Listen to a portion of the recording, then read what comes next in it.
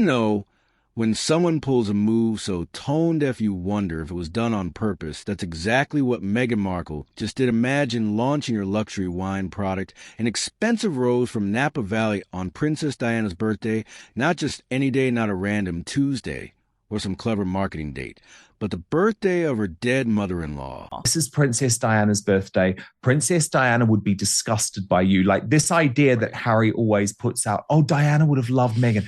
No, no, no, no. Meghan didn't just quietly drop this wine. Either she made sure it came with a soft focus photo shoot, a glowing piece in Hello magazine, and emotional sound bites about how much she wishes she knew Diana. Like, seriously, people aren't mad. Just because of the date, it's the whole presentation. You have Meghan, who constantly tries to distance herself from the royal family, while somehow using every possible royal connection when it's time to sell something. This time, the strategy is crystal clear.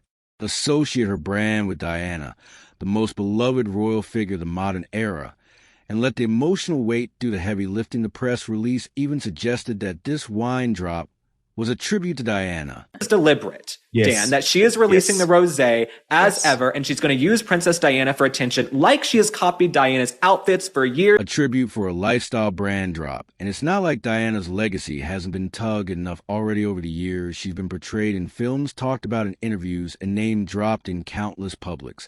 But this move, this was different. This wasn't a memoir or a documentary. It was a product launch, a wine bottle with a poolside glamour photo. And the idea was clearly to draw a line between the legacy of a princess and the consumer appeal of a beverage. Now here's where it gets even. Messier Meghan's been very vocal about her supposed connection to Diana. Even though she never met her, she said before that she felt her presence and that Diana would have been proud of their love story. Okay, fine. But to turn that vague emotional bond into a sales hook that feels like crossing a line. And honestly, many people think it's not just tone-deaf, it's manipulative. But here's the kicker: the royal family has made it very clear they don't want Diana's memory commercialized. Prince William has said on record that he doesn't want public commemorations every year, let alone someone using his mom's birthday to sell lifestyle products. And it's not just some Harry too back in the day agreed that Diana should be remembered quietly and respectfully, not dragged into every public stunt. So what happened? Why is Harry okay with this now? Because let's be real, there's no way Meghan picked that date without him being in the loop. July 1st is etched into both their lives. Either he agreed with it or he stayed silent, which might be worse. People are calling him weak for not stepping in, for not saying, hey, maybe we don't launch a wine line on the day my mother would have turned 64. Instead, it feels like he went along with it. And that's what's bothering a lot of people. Backlash isn't just limited to Twitter or tabloids. Even royal insiders and former aides are speaking up. They're calling the vow vulgar and calculated, not because of the product itself. No one cares that Meghan's selling rose, but because of the way it's packaged as a heartfelt tribute, when in reality, it feels like a PR move with a bottle of wine slapped on top.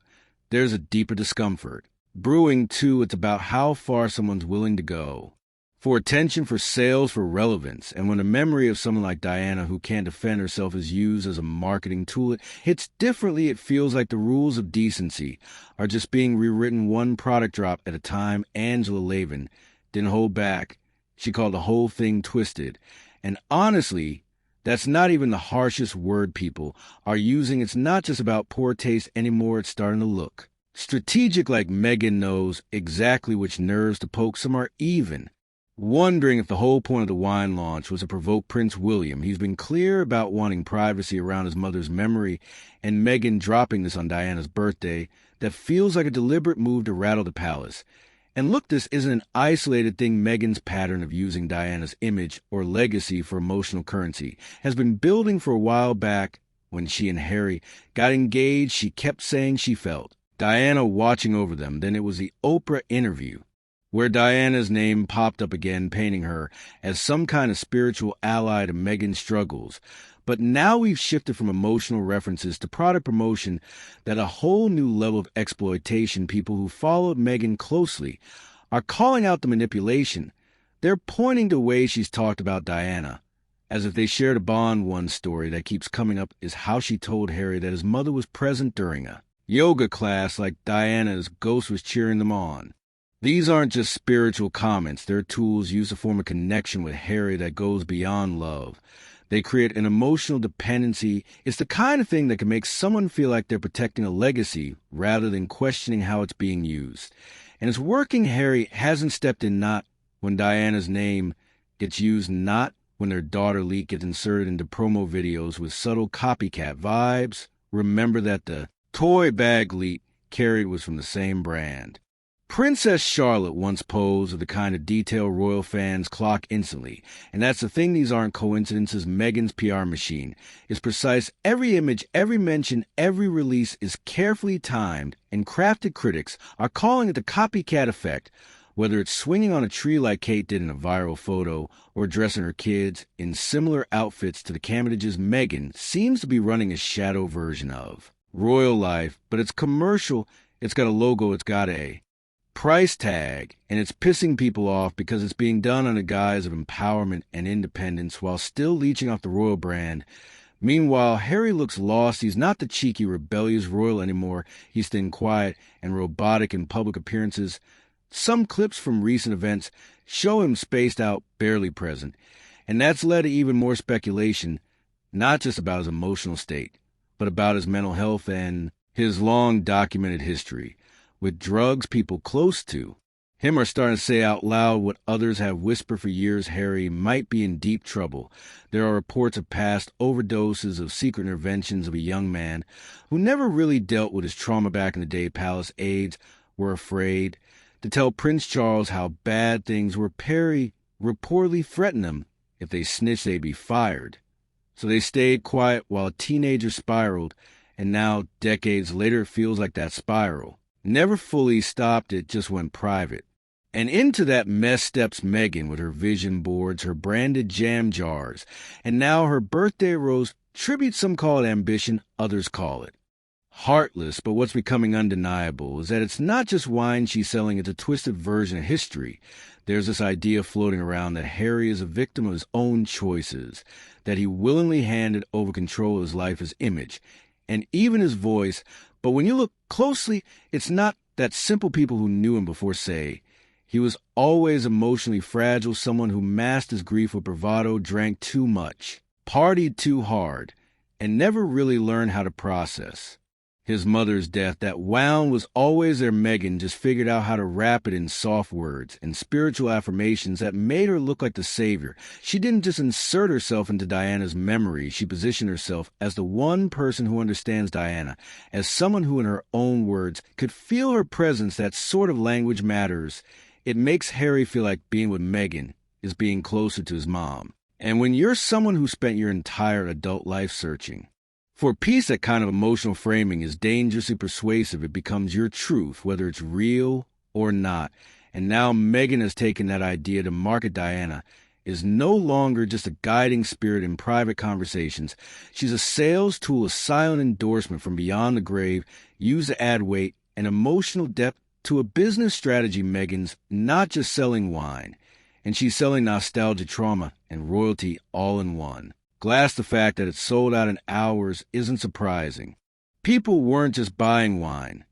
They were buying a piece of something sacred, even if it was built on emotional manipulation. Meanwhile, the press is eating it up because the story has layers. Drama, royalty, betrayal, and commerce. It's a circus, and it keeps feeding itself. Meghan says her wine brand isn't about scarcity, but that's exactly the narrative being pushed. Limited drops, high demand, sold out in hours. Every part of it is calculated, every photo, every caption, every carefully placed article. In Style or Hello Magazine, the public is being played with emotional cues dressed up as lifestyle branding. And still Harry remains silent.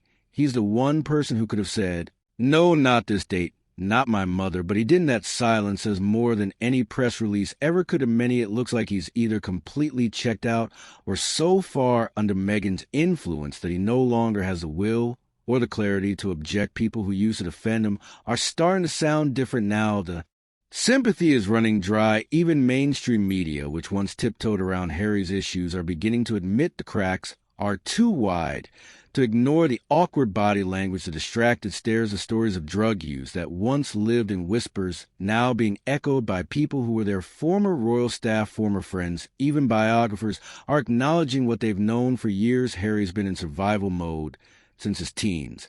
And that mode doesn't magically disappear with therapy or marriage.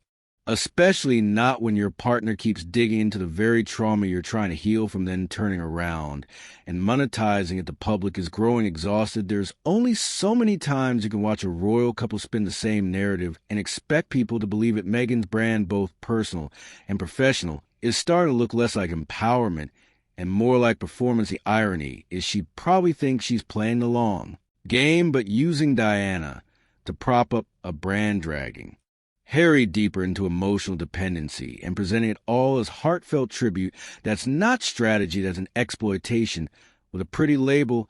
And at the center of it all stands Harry, once the people's prince, now reduced to a prop in his own wife's product.